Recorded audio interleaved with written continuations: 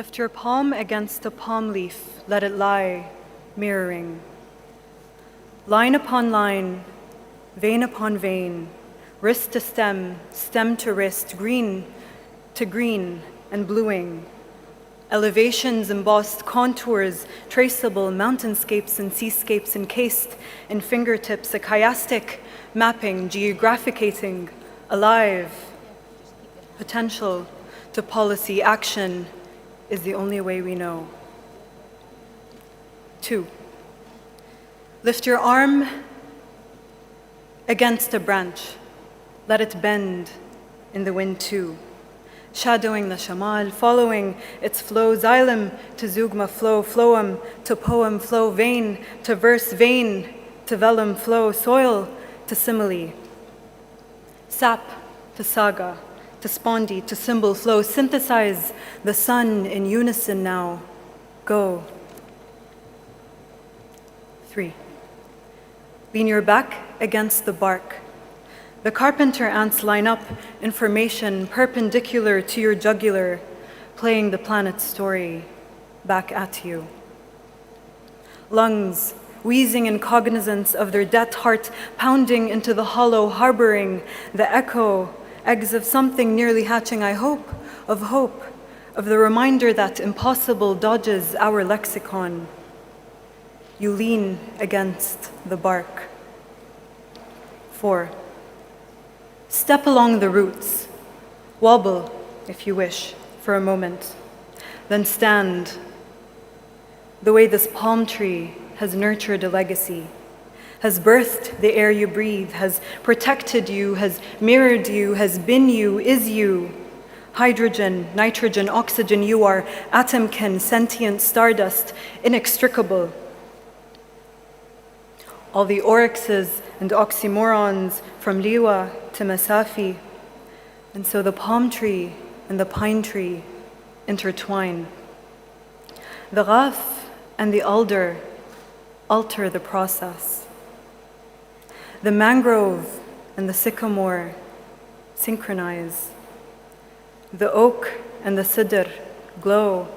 تحت البدر, let us be brave enough, bold enough to craft an alternative story, to have faith in this moment, to impel, to propel us forward and heartward and skyward toward one North Star and a half. Hand to leaf, arm to branch, back to bark, foot to root, rooting us into knowing a new tomorrow, and that today is already history. Thank you.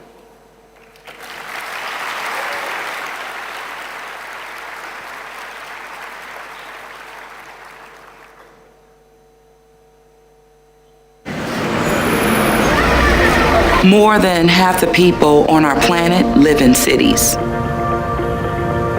Cities are gathering places for a diversity of people. Cities are the engine of growth. Cities get things done. But also, cities are responsible for more than 70% of the world's carbon emissions. That situation needs to change. What makes this summit, this COP, different is that mayors have a seat at the table. The actions of cities are critical to mitigating the effects of climate change. We can make a big impact on the fight against climate change by taking local action.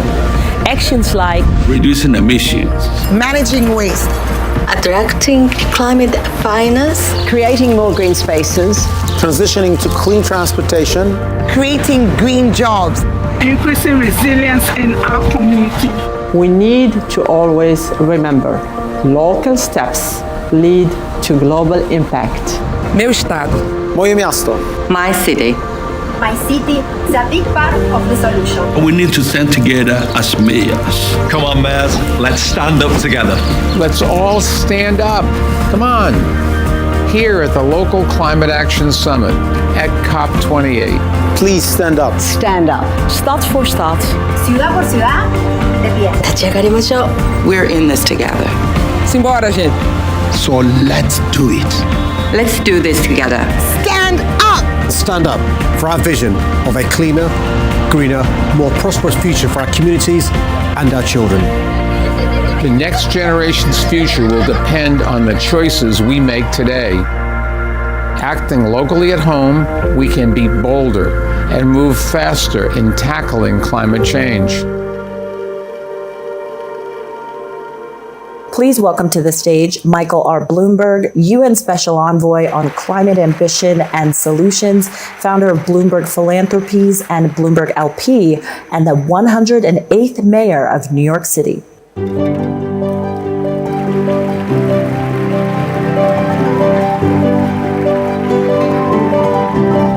Thank you, everyone. Let me thank Shamma for her beautiful words and great delivery, and to open this summit with a spirit of creativity and common purpose. What about another round of applause for her?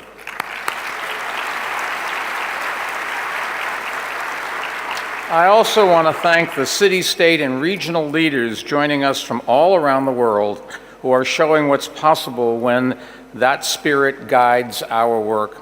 And let me give a special thanks to Secretary General Guterres and the COP President, Dr. Sultan, for helping to make this COP an historic moment in the global fight against climate change.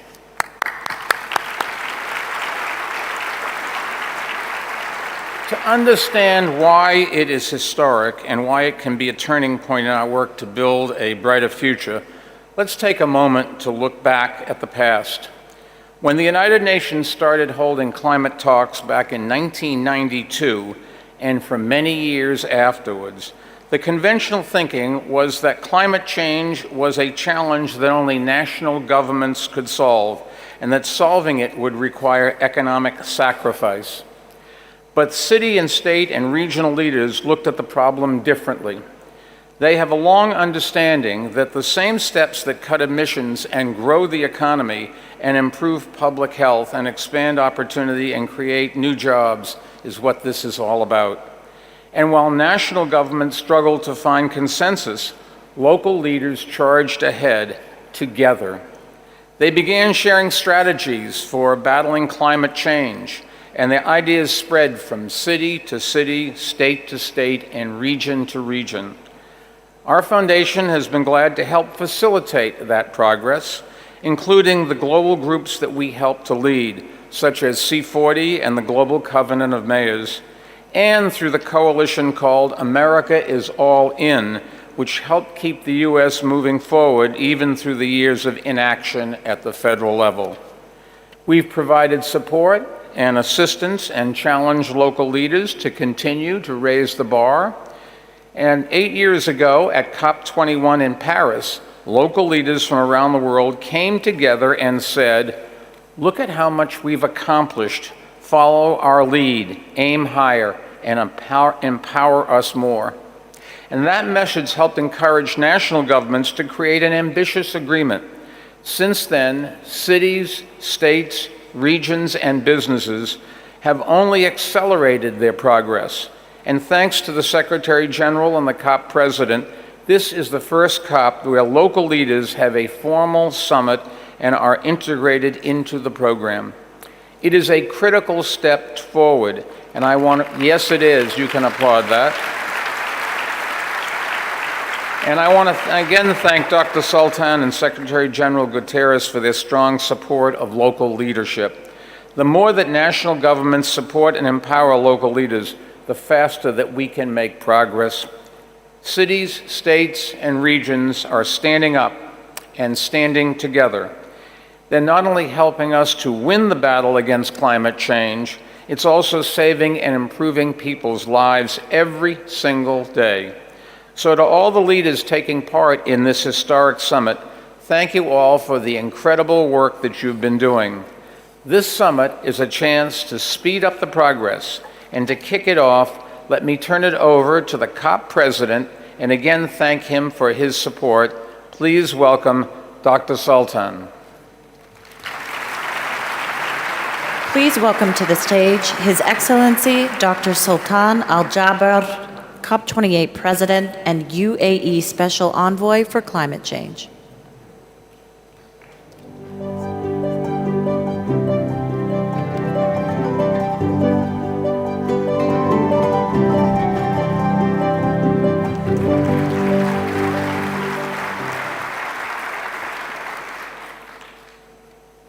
Excellencies,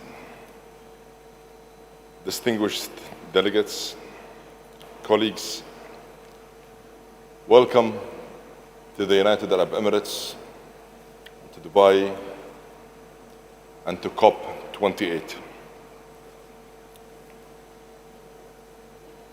Allow me to start first by saying how pleased I am to be surrounded with so many friends, colleagues, and familiar faces, people that I've either worked with or interacted with over the years. It gives me a lot of comfort and confidence to know that I have this kind of friends that will come and support our real, true, genuine, and sincere commitment in helping address the global climate challenge. Allow me also to begin by thanking my very dear friend, Mike Bloomberg, and the Bloomberg Philanthropies for co-hosting today's summit.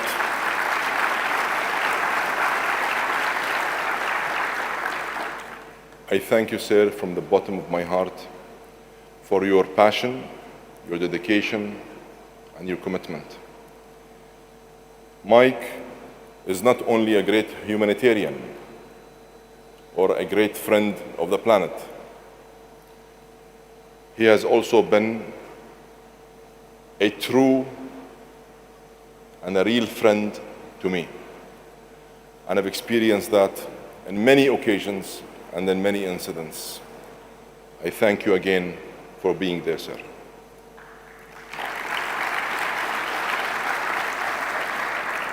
Let me also thank everyone here in this room and those who were not able to make it.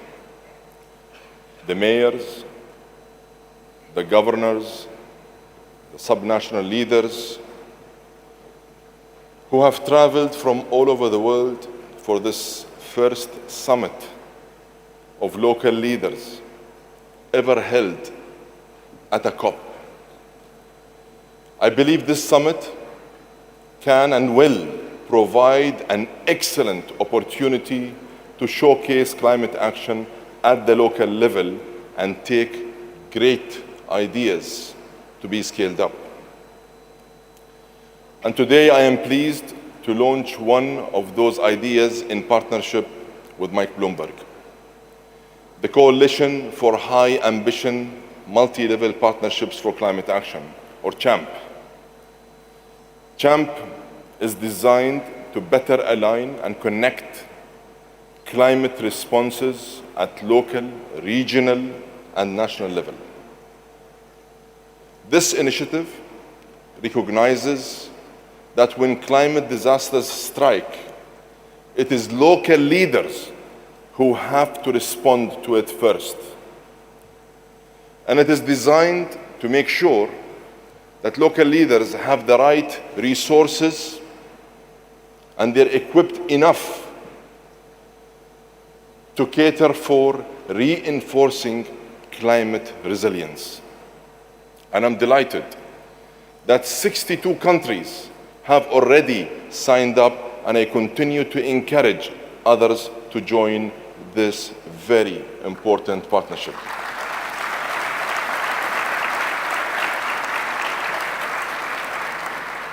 Friends and colleagues, it is going to take a fully inclusive approach to keep our North Star of 1.5 within reach.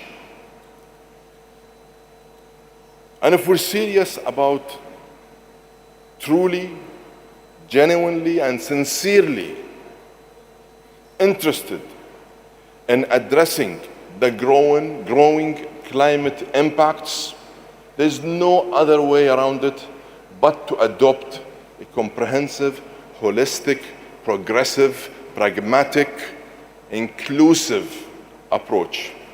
And I know I keep repeating inclusive. And I know I've repeated myself a number of times, and I've been told once that I sound like a broken record when it comes to being inclusive. But let's just come to terms with some realities here. This is not the first COP.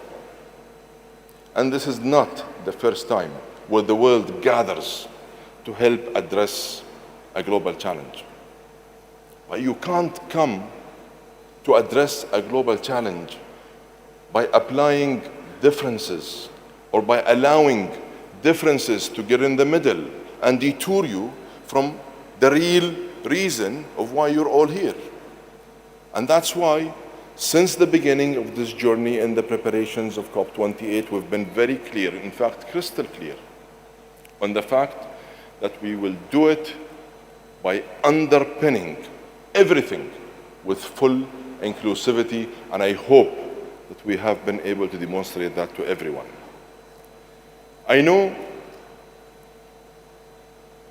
and I've seen and I've experienced local leaders representing many cities, counties, and districts around the world really step up. And I've seen them up their game in their efforts in helping address such challenges. More than 1,000 cities have joined the race to zero. Their commitments alone could reduce global emissions by at least 1.5 gigatons annually by 2030. Yes, it is a local action, but I promise you, it has a big global impact. And that is exactly what the world needs. Every step must count, and every step must resonate globally. Our objectives must be big, and we must start thinking big. And that is what we aim to achieve at COP28. Big results. Results that are meaningful, that are practical, and that will help restore faith and trust in the process, and that will deliver the good news that the world desperately needs today. And I am counting on everyone to help the COP28 presidency and the Secretariat and all relevant stakeholders to deliver against this noble cause of our interest in delivering the good news to the world.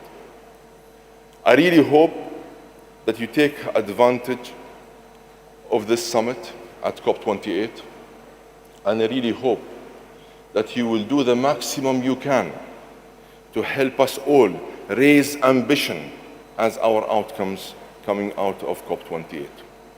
Please don't hesitate to share your experiences with your counterparts from all over the world.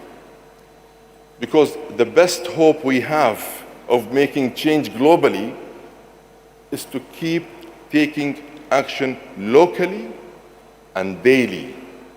Don't try to delay any action. And please, enough of small steps. We need giant leaps. I aim to deliver the most ambitious response to the global stocktake. Please do what you can. Thank you.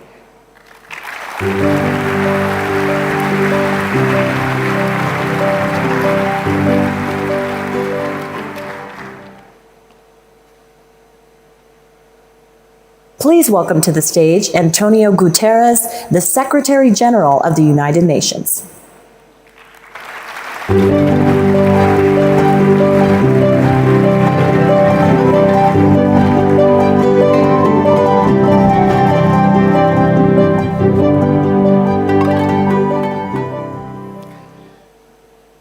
Excellencies and dear friends, we meet on the brink of climate chaos. Emissions are still rocketing. Climate impacts are still widening. And we are about to conclude the hottest year on record. Year by year, the world's commitment to limit global warming to 1.5 degrees Celsius is slipping away. And we are speeding towards a 3-degree temperature rise and showing yet no signs of slowing down. At the same time, developing countries are left without the support they need to adapt to the carnage around them and make the leap to a renewable future. Now, at COP28, the world must hit the brakes, and this must be a game-changing COP, thinking big, as the President just said. Now, keeping 1.5 degrees within reach means breaking our addiction to fossil fuels, making a fair, just, and equitable shift to renewables, and delivering climate justice. But our success will not be measured in conference rooms like this one. It will be measured in towns, cities, regions, and states everywhere. The very places that you, as local leaders, serve. Local leaders are often going further and faster than their national governments to tackle the climate crisis. Around the world, leaders like you are reducing fossil fuels, creating green jobs, cleaning up polluted air, and investing in sustainable infrastructure and public transportation systems. And every step you take is making a difference, and I applaud your leadership. But I must also ask you to do more. First, if you haven't already, start planning now for a just transition to a net zero future. Last year in Sharm el-Sheikh, my high-level expert group on net zero provided the blueprint for a credible climate action that aligns with 1.5 degree limit. And I call on local leaders to develop comprehensive and detailed transition plans in line with the group's recommendations. Recommendations against greenwashing or delays that do not make sense in the difficult times we are facing. So these plans must set measurable and verifiable targets to reduce greenhouse gas emissions across the board. And this includes all emissions for cities and regions, as well as all emissions originating from businesses, supply chains, and the investments of financial institutions. Second, I call on local leaders to demand a seat at the table as national governments develop climate policies and regulations. And that is particularly important as countries prepare to present their next round of national determined contributions in 2025. These contributions must finally be aligned with 1.5 degree limit and must cover all economic activity and greenhouse gas emissions. And they must reflect the finance, technology, support, and partnerships required to help your communities adapt and build resilience in the face of a changing climate. The success or failure of these new national climate plans will be realized at the local level, and you must be involved every step of the way. And I'm pleased to see that several members of my advisory group on local and regional governments are here today and are contributing to the discussion with concrete solutions. And third, it's time to throw your full political support behind the renewables revolution. Fossil fuels represent the past, renewables represent the future, and I'm fully aware of the political, financial, and regulatory roadblocks standing in your way. But the writing is on the wall. The world needs to commit to a clear time frame to phase out fossil fuels aligned with 1.5 degrees. And the COP28 global stockade must also result in commitment that will lead to tripling renewables, doubling energy efficiency, and bringing clean energy to all by 2030. And as local leaders, you can lead the way by investing in public transportation, infrastructure fueled by renewables, and prioritizing clean air and jobs in the green economy. Ending climate chaos and the multiple injustices that fuel it requires all hands on deck. Your citizens are counting on your leadership, so am I. Let's stand as one and work as one to protect all communities from the climate crisis and spur the renewable, sustainable, and equitable future people and planet deserve. And I thank you.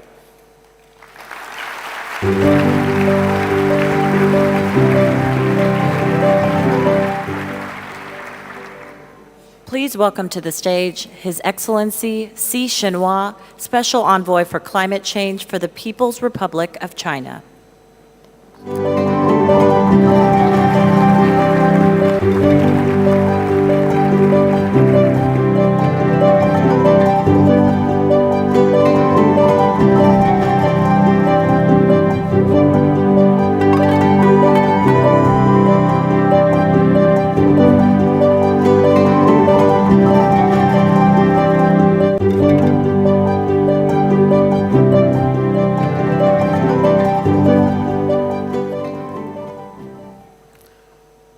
各位阁下、各位来宾、各位同事，大家好！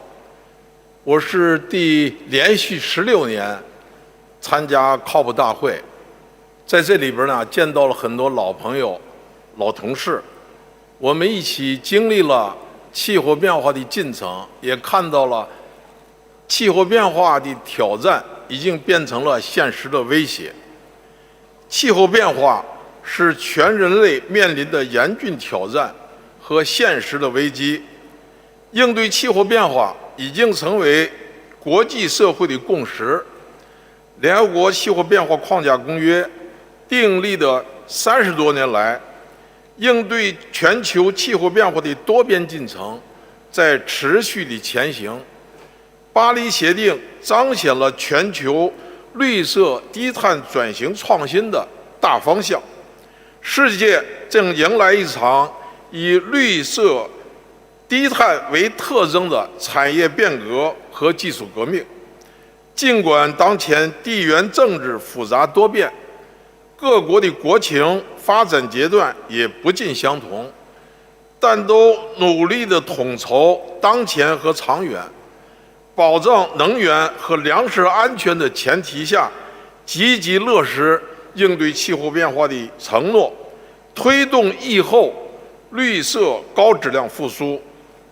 中国高度重视应对气候变化工作，实施积极应对气候变化的国家战略，构建完成了碳达峰、碳中和、1+N 政策体系，推动产业、能源、交通运输结构的调整，采取节能提高能效，建立完善市场机制，增加森林碳汇等一系列的措施，以最大的努力应对气候变化，推动经济社会全面绿色转型，建设人与自然和谐共生的绿色现代化。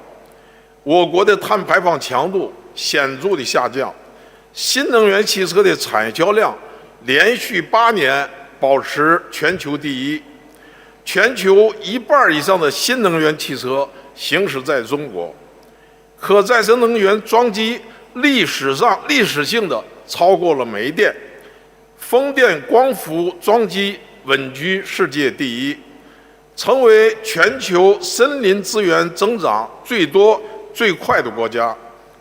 我国建立了全球覆盖温室气体排放规模最大的碳市场。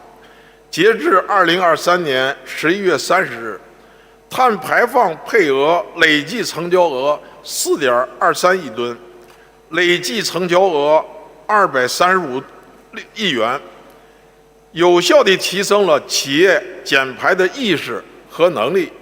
我们坚持减缓和适应并重，适应气候变化的能力在持续的增强，全社会绿色低碳意识不断提高。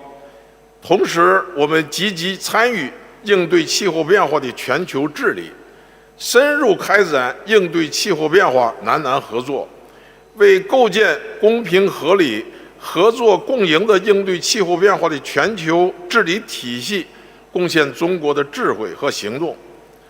中国政府积极支持地方应对气候变化的行动。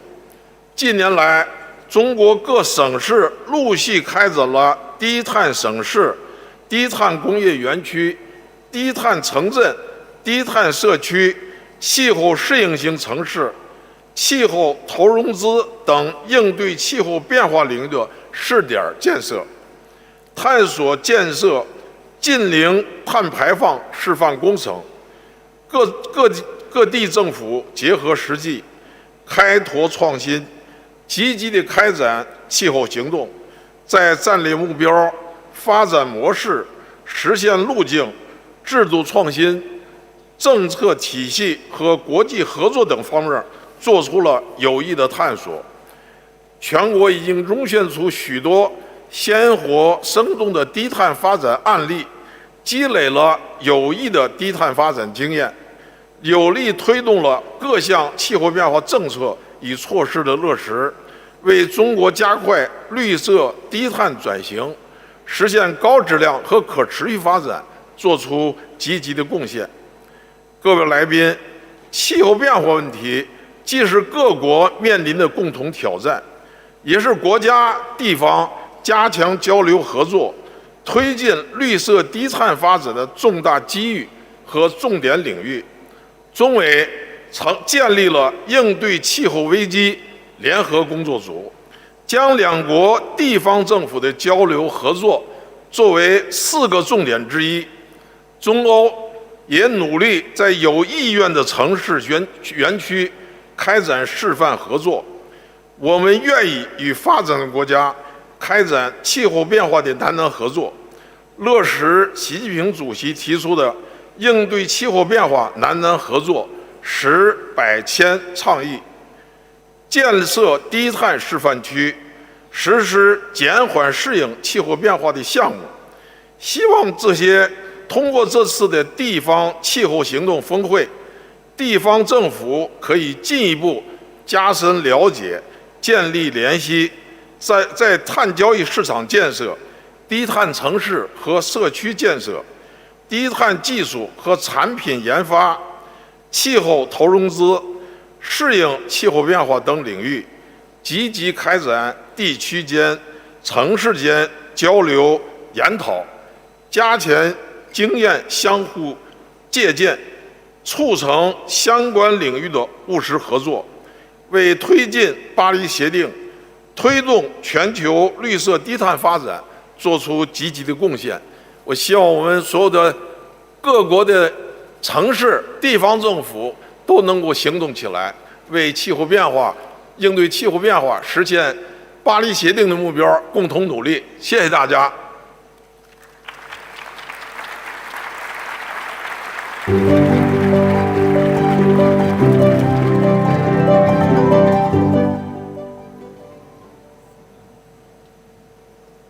Maroš Šefčovič, Executive Vice President of the European Commission.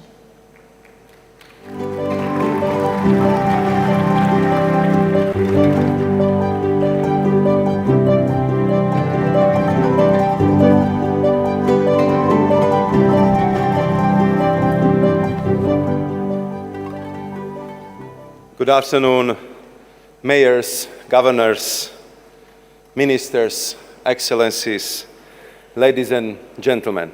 First and foremost, I would like to underscore what an honor it is for me to be here for this high-level opening plenary of the first ever Local Climate Action Summit hosted at COP. I was very pleased to announce it together with Dr. Sultan Al-Jaber and Michael Bloomberg in New York in September, and it was only natural for me to be here today with you in Dubai. Among many other reasons, because it gives me an opportunity to thank you, mayors and governors, for your relentless work on tackling climate change. I know that you are first addressee if something goes wrong, if there is a flood, if there is a fire, if there is the weather-related disaster, the people, citizens knocking first at your doors, and you always look for the best way to help them. And therefore, this summit marks a watershed moment, the leaders of cities, states, and regions taking center stage on the COP program for the first time. And indeed, synergies between national and subnational leaders are instrumental in steering our green transition efforts. In the European Union, we recognize the pivotal role of this cooperation in driving local climate action. This is why we have consistently championed multi-level governance cooperation. And the discussion today and tomorrow are a timely opportunity to jointly consider the priorities of subnational leaders from across the world. This will help us to align our strategies and ensure that local actions resonate powerfully with our overarching goals under the Paris Agreement. Cities and regions are crucial in driving the transition to a sustainable future. Your engagement, your services, and your resources have a significant influence on this transformative journey. Because while progressing on climate ambition at the global level remains necessary, it is not sufficient by itself. We need this transformation to happen also at the subnational level. And for this reason, on behalf of the European Commission, I would like to express our wholehearted support for the principles and objectives outlined in the declaration of the Coalition for the High Ambition Multi-Level Partnership, CHAMP. And I'm pleased to announce that I will issue a formal statement in this regard as well.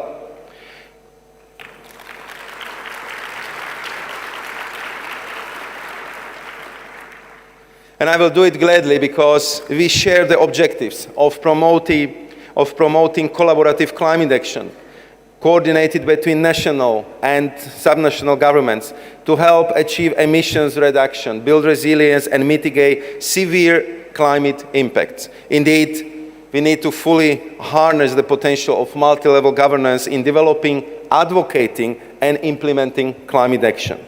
Success stories like the Global Covenant of Mayors illustrate what can be achieved by consolidating climate initiatives and can inspire us to create a broad alliance of committed cities.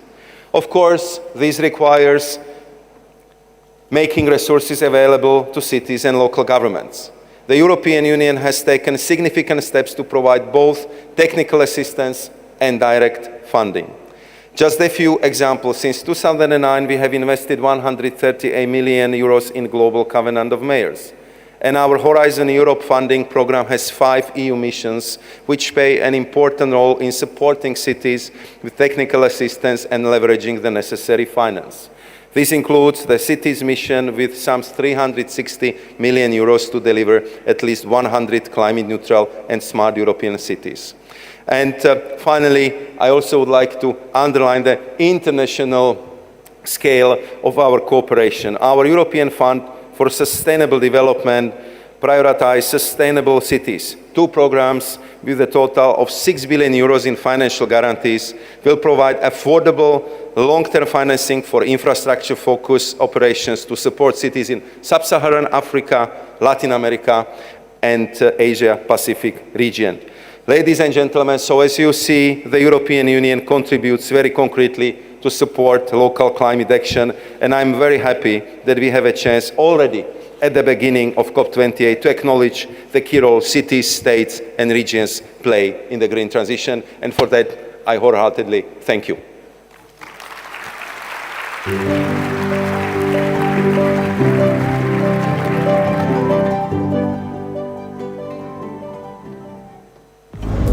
Our local climate action includes making London net zero by 2030, planting nearly 500,000 trees, and creating the world's largest clean air zone monitored by more than 300 air quality sensors. We must continue to be the climate doers, not climate delayers, taking local action that delivers global benefits. Please welcome to the stage Mayor Binay of Makati, Philippines, Mayor Claudia López of Bogotá, Colombia, and Governor Yuriko Koike of Tokyo, Japan, for a conversation with Antha Williams, head of the Environment Program at Bloomberg Philanthropies.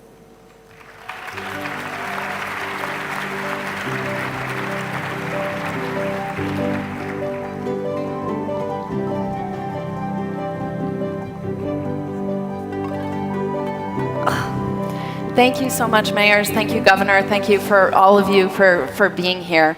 I just want to start by saying, wow, what a long way we've come. In 2015, in advance of COP21 in Paris, there were less than 100 localities that had ambitious climate targets to meet by 2030. Now that number today is up to more than 1,000. So it's incredible progress, and the local leaders who are here, including yourselves, have seen that those emissions reductions lead not only to a big contribution to solving climate change, but delivering better lives for your residents and citizens. So Governor Koike, I'd like to start with you. You have a very ambitious net zero plan for Tokyo, and it would be great to hear about what you feel like has been the most innovative, impactful policy or program that you've been able to promote as part of that plan. Thank you very much. But before that, please let us appreciate and thank all the decisions has made to put the local, Climate Action Summit as a part of COP28. So I'd like to thank very much, because we are so close to citizens, and we have to take all the responsibility when anything happens. So this is a really thoughtful and meaningful decision to put this local action summit or climate summit as part of COP28. Thank you very much once again. Now, of course, climate change is in a state of crisis. This is what we are sharing, the common feeling and common decision.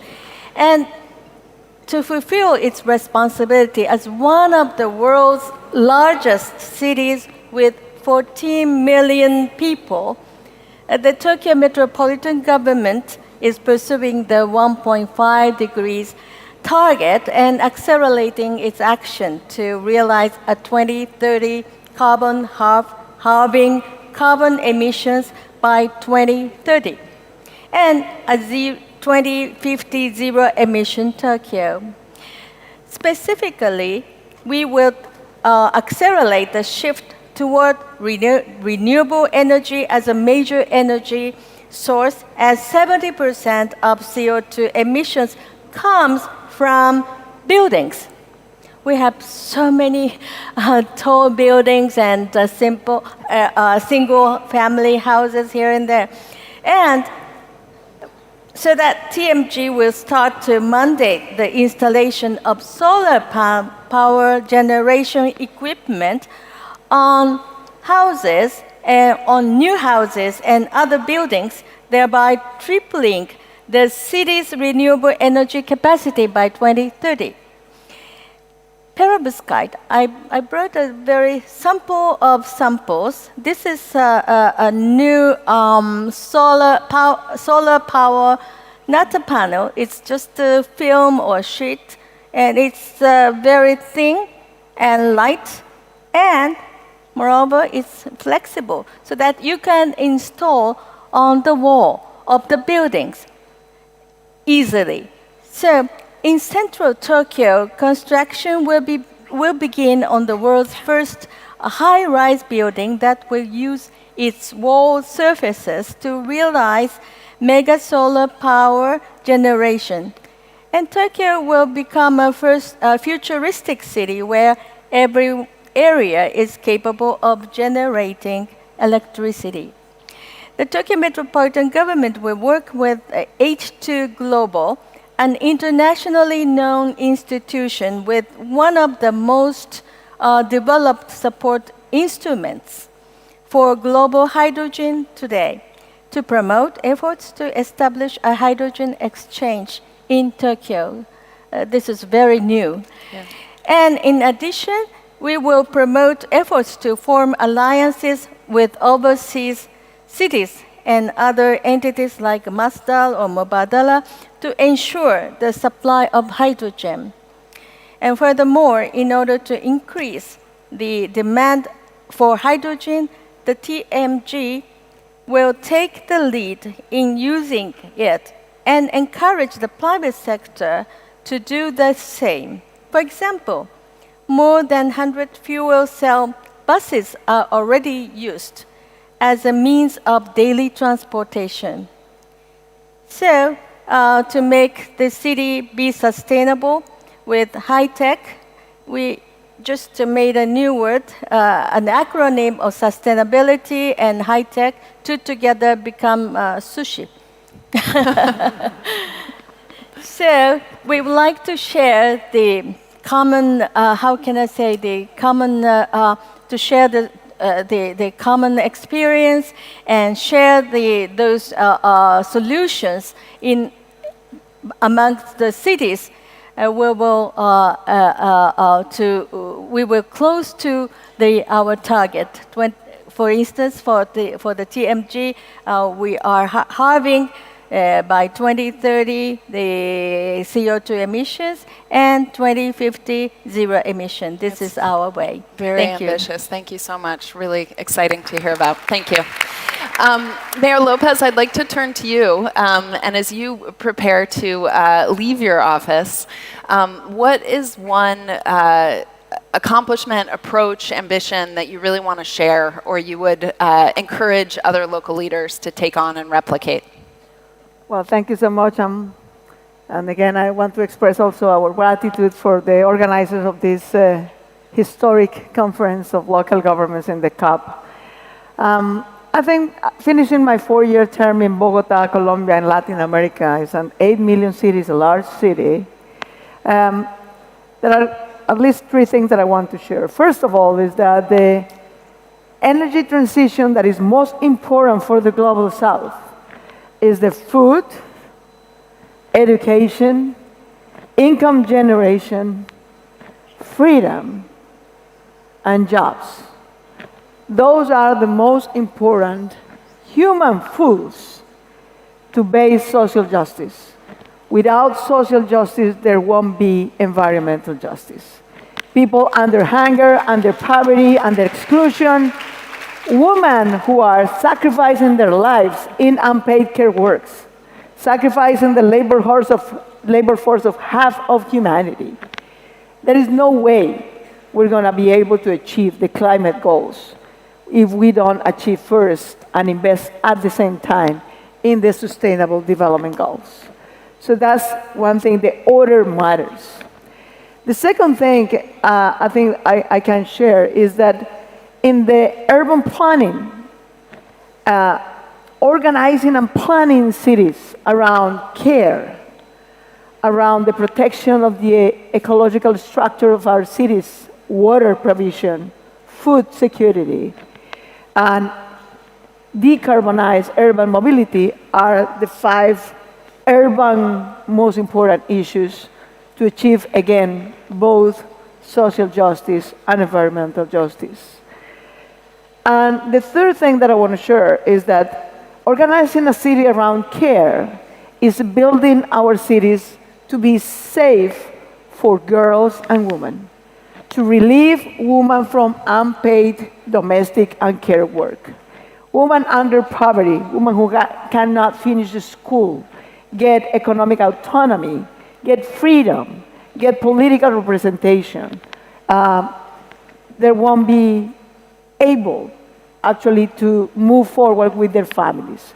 Rather, in the opposite direction, it will build cities that help women to have education and economic autonomy. They will move on with their families instead of their families moving upon or against the woman's inclusion. So that's what caring means, relieving. And I'm very proud to be the first city in Latin America who used the social infrastructure of the city to recognize, redistribute, and reduce the overburden of unpaid care work from women into offering services. The third thing is the youth people. Both women and youth are the driving forces for change in the 21st century. But those youth people, the present and future generations, they need the education and the skills and the green economy for have the green jobs, the digital jobs, the caring jobs that they're actually looking for. Otherwise, there will be a source of frustration if they don't achieve that. And let me summarize this also with the mobility thing. Then that's the other energy, the one we usually mention in these sort of conferences, right? Is the replaceable, the decarbonization of public transportation.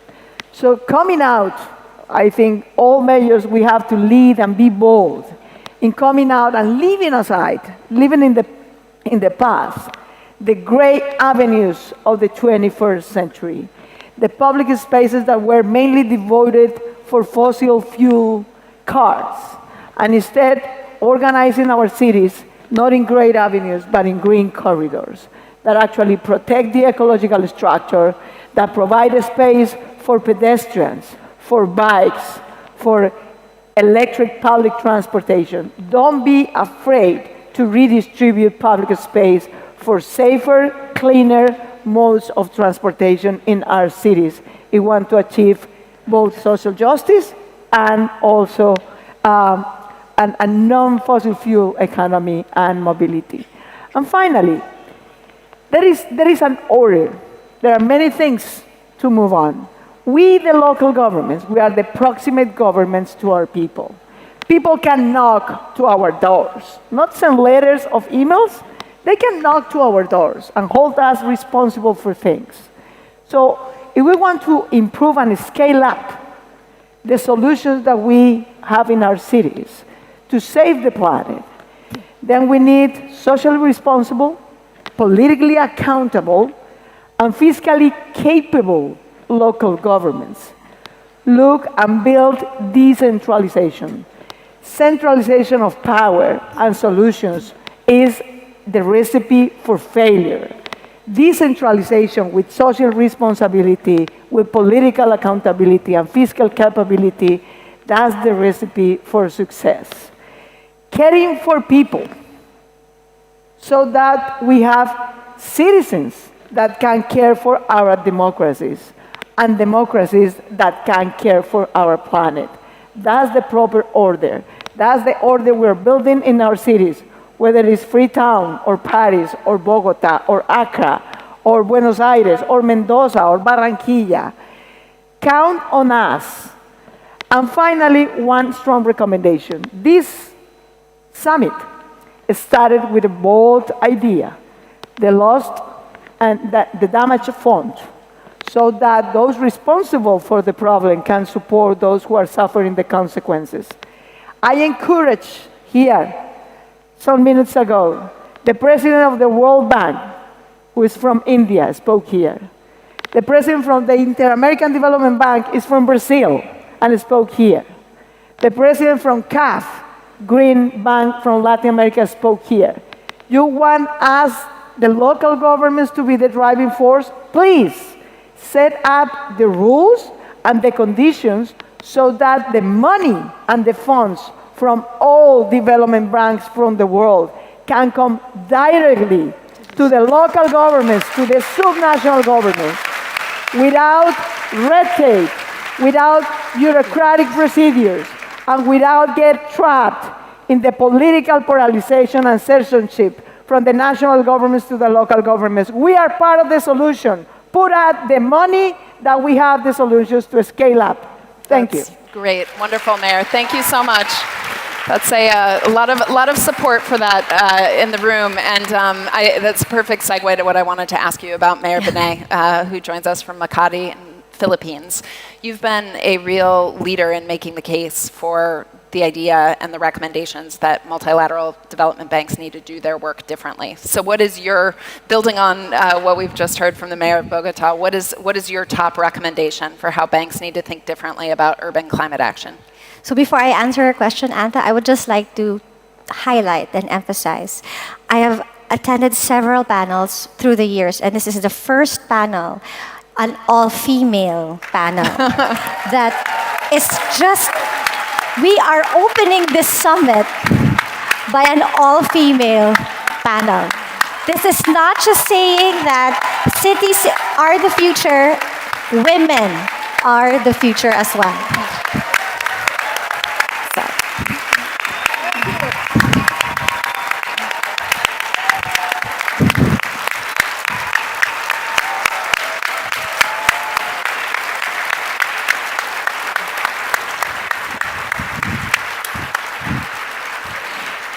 can be very intimidating when you're surrounded by all men in one room and they're taller and bigger. But I'm very, very happy that I'm surrounded by all women.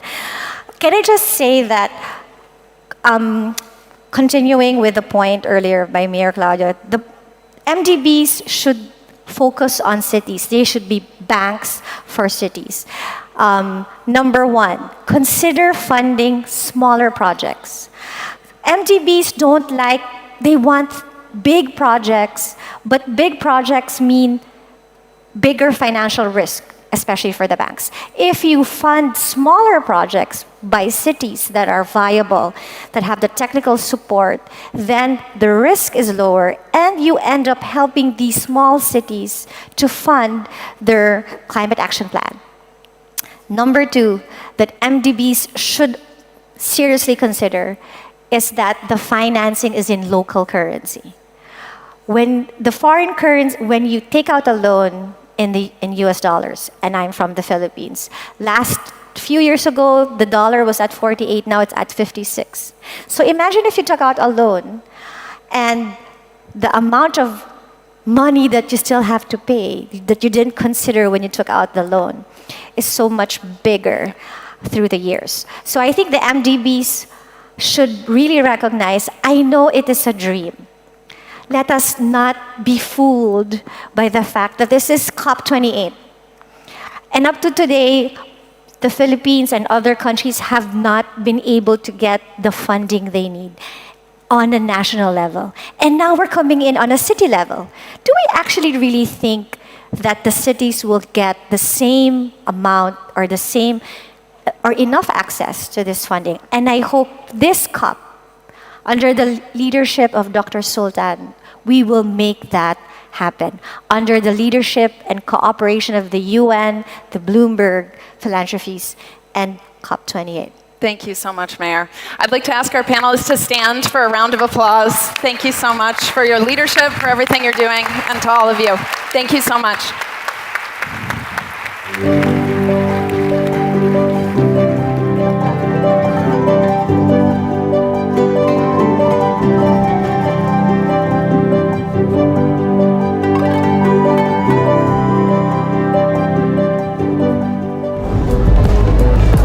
Freetown has experienced significant deforestation, from increased temperatures due to the loss of shade cover to the risks and the experience of water shortages. Deforestation has had and continues to have a negative impact, and it's something that we really have to address.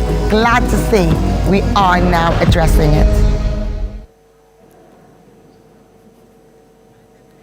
Please welcome to the stage Laurence Toubiana, CEO of the European Climate Foundation, France's climate change ambassador and special representative for COP21 and COP22 UN high-level champion for climate action, His Excellency Abdullah Mohamed Al-Basti, Secretary General of the Executive Council of Dubai, Mayor Eduardo Paes of Rio de Janeiro, Brazil, and Mayor Anne Hidalgo of Paris, France, in conversation with Francine Lacroix, anchor and editor-at-large for Bloomberg TV. Please, I need to be up. Thank you. Well, thank you, everyone, for joining us. A lot has to be said from what has been achieved since Paris in 2015. So thank you all for being on this panel. Your Excellency, let me start with you. You've just announced, of course, this new climate action plan. What are you most excited about, and how will it define the way forward? Thank you for hosting me here, and thank you for being with us here in Dubai. Several mitigation plans have been... Is this working? I think we can hear you. I hope we can hear you. Yeah. We're not. Yeah. Have been implemented in Dubai. One of which is the carbon abatement strategy, where we aim to reduce the carbon emission by 50% by 2030, targeting main sectors like energy, transportation, water, waste. In addition, the circular economy also is another strategic initiative for us, where we have a quick wins For example, we were encouraging the use of filtered water to reduce plastic, segregating at site to minimize waste, and encourage recycling locally. Recently, we've announced the new policy to ban single use of plastic, starting from January 2024. A few days ago, Emirates also has become Emirates Airlines has become the first world airline that operate A380 flight using 100% sustainable aviation fuel, which is a breakthrough, and that can reduce carbon emission by up to 85 when compared to conventional fuel jets. Finally, I think in Dubai, as the other cities, we have a long and short-term plan. We have a target. We committed to invest in this plan. We need to work together. I mean, putting everyone in one room. I mean, private sectors, public sectors, community, educational institutions. I mean, to share the same vision and agree in the coming years.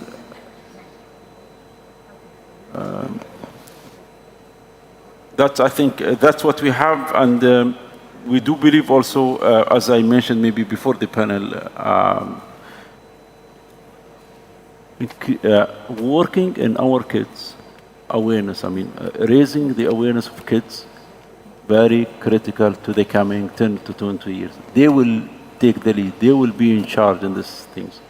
So we have to work from the beginning of their life to increase their awareness and issues that related to the climate change and environment. Thank you so much, and thank you also, of course, to being host. Mayor Hidalgo, I mean, sometimes we're frustrated with progress on how it's slow, but if we cast ourselves back, since the Climate Summit for Local Leaders in 2015, which you hosted in Paris, at the time, 100 local and regional governments had committed to these ambitious 2030 targets. Today, more than 1,000 of them. So what do you credit that success to? Well, first of all, allow me to thank the Secretary General of the United Nations and the President of the COP28, Dr. Sultan, and Mike Bloomberg, because we need this commitment at this level. We need that. And today, I know that we all know the rules and the objectives that what the Paris Agreement stands for. And it is necessary to complete it with a new financial mechanism. And on that matter, what happened yesterday night with the adoption of the Loss and Damage Fund is a very, very good news for climate justice and for also the local leaders, because we need it. But the question now for me is how do we accelerate, and with who? Cities take action. We know that, and my sisters, mayors, before your fantastic, fantastic women and leader said that before. And since 2015, and we do a lot. We did a lot. We have worked. We transformed ourselves. Just look at the result of all the cities of the C40 network. In Paris, for example, we've reduced our carbon footprint by 36% in 20 years. And we continue, but how? In Paris, for example, we accelerate to phase out of fossil fuels by reducing our needs, of course, thanks to energy sobriety. We aim also for 100% renewable energies by developing in Paris also new facilities such as solar, geothermal, heat recovery also. We are launching a massive environmental conversion of our building because we are a very old city and it is simply crucial to launch this program. And we will go also on reducing greenhouse gases emission and air pollution. Less car means less pollution. It's very simple. If you have come recently in Paris, you know that. And it's a real revolution, but a very peaceful revolution, because the revolution we want is very peaceful. The environmental issues and the social issues are managing together, and it is also a problem in our democracies. Without cities, Paris Agreement achievement is impossible. It's true. We need to say that. That is why they must be part of the global climate governance. Also in Europe, Europe is very committed, and thanks to the commissioner before, is very committed in the climate change and to help the government, and it's very committed. But today, we don't know tomorrow what happened. And in Europe, we can strongly support the European values and institutions.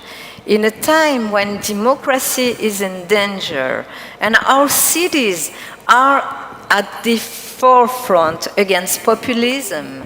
And let me just tell you what is doing today the Spanish presidency in Europe.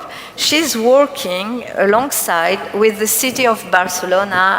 I know that my colleague from Barcelona is here in this room, but also with Milan and Paris on creating a city committee, because we need to be part of the European governance. I think it's very important if we want to achieve the Paris Agreement target, we need to have the cities inside the room. What happened this morning and today with the delegation of 12 mayors at the opening of the COP is a major step. And I want one more thanks the presidency of the COP28 and Mike Bloomberg. And I can say to all my colleagues, because I think we share that, from now on, let's make sure mayors remain in the room. Thank you, my friends. Thank you. Thank you so much, Mayor. Laurence, in 2015, you were really one of the key instrumental architects of the Paris Agreement. What do you think is needed now to go forward with the ambitions? I can tell that today, in this first time summit of local authorities, local action, for me it's really an extraordinary achievement, because when we started Paris, we knew that we have to rely, of course, on government, but climate action is everywhere, across the board. And the idea is that you have to get to the energy and agency of citizens, so you have to in a way, embark not only the government and the representative, but people themselves. And that's why the local authorities, the local region, that was so important, and that the non-state actors are part of the Paris Agreement for the first time. They were recognized as actors, and Anne gathers them. We could not put everybody at the same place, but in the Mairie de Paris, you have them with a wonderful photo I remember very well. And so today, I think it's a natural and very welcome evolution of Paris Agreement. I'm telling every day, an agreement is not set in stone, it's a living organism. And this living organism now has to include more people, more actors, in a much more stronger way.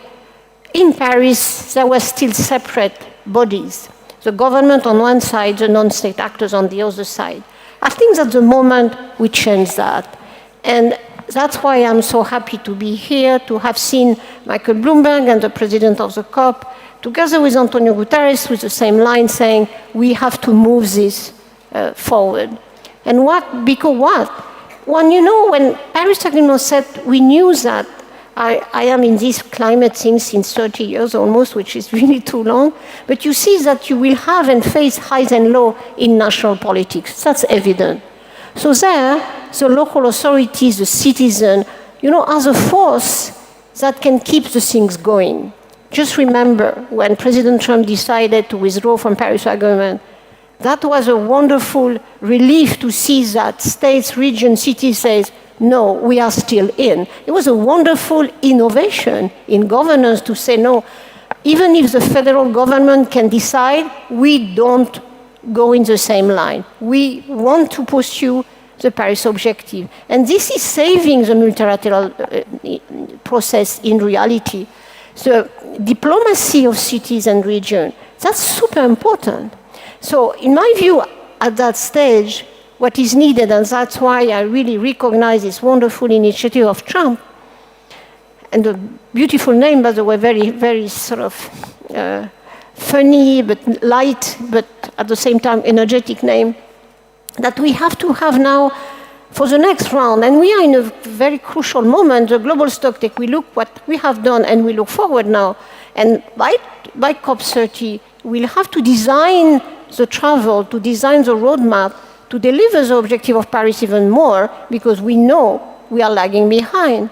So that's why we need the cities and the region, together with the government, to be accountable of this promise made in Paris. And that's why I think in this new cycle, and I see now a number of governments are now ready to come back with their cities and region and cities and to commit together. And in a way to be accountable to each other. That's why then the national policies has to offer the space, the support for the local authorities, including on finance, including on governance, including on the capacity to decide and really implement the roadmaps that the citizen would have decided. And that's my final word. You cannot do that enormous transformation that we are aiming at without citizens deciding and shaping the future. You cannot have top-down decision. It will not work. You will have resistance, backlash. And why? Because there is an element, and Claudia said that very well earlier, you need the equality element embedded in the climate action. If not, we'll never get there. So that's why I'm relying on all of you to do that, and that's why I'm very happy today. Thank you so much. Mayor Pais, so you're president of the FNP, which is the largest network of mayors in Brazil. So how do you work with the federal government? And also, how do you get ready for COP30, which will be in Brazil? I mean, first, it's an amazing honor to be here. I just want to say, Claudia, that I felt completely happy and proud to be, surrounded by women mayors. So it's women empowered a lot. So it's a great honor. Let me say, I mean, I always, when I'm in a meeting like that, I cannot forget when we were in Paris 8 years ago. And this shows a little bit. I was chair of C40. Hidalgo was the mayor, that was still the mayor, but was the mayor by that time, hosting us in Paris.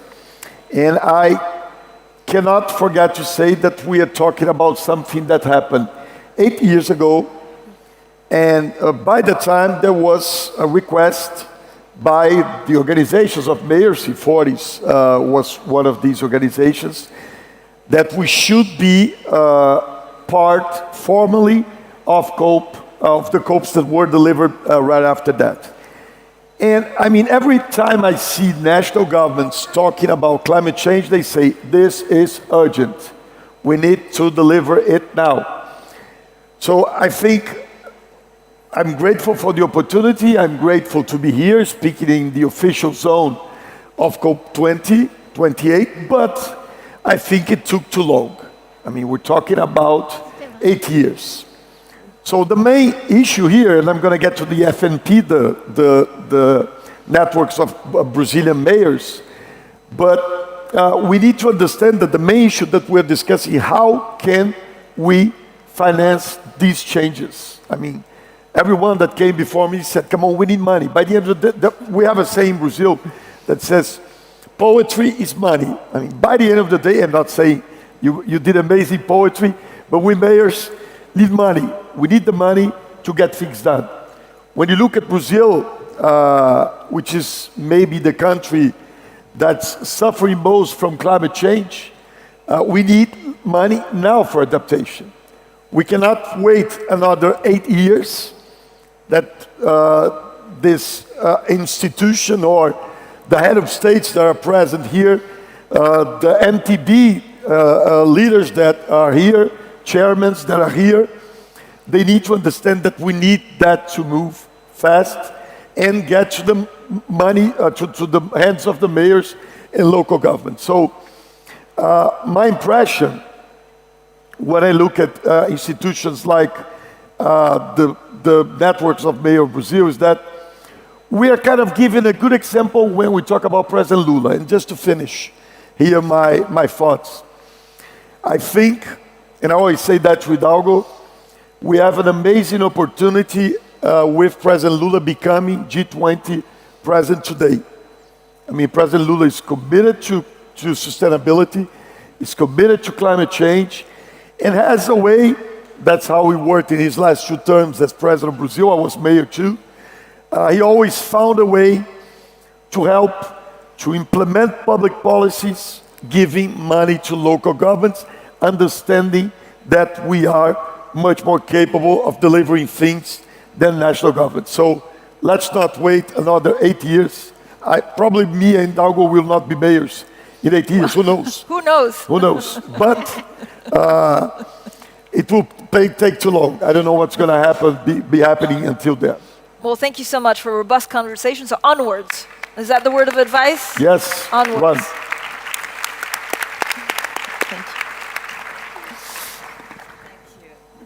Thank you, merci.